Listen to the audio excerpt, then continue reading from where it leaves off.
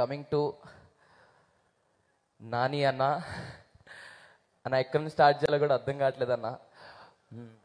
నేను ఎమోషనల్ అన్న.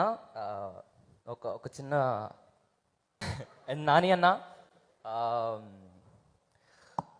మీతో ఒక చిన్న ఇన్సిడెంట్ షేర్ చేసుకుంటాను.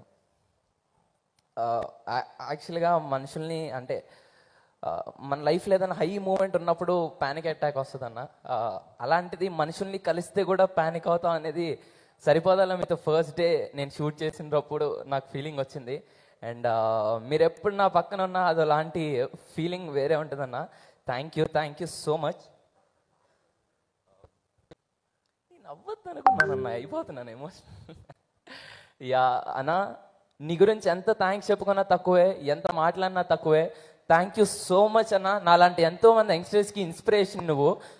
యాక్టర్స్కే కాదు, చాలా మంది డైరెక్టర్స్కి, రైటర్స్కి, ఇంకా చాలా మందికి. I hope you would continue this. Thanks for everything అన్న. Thank you so much Nani అన్న. అసలు ఎక్స్పెక్ట్ చేయలేదు. మీకు తెలుసో తెలీదో,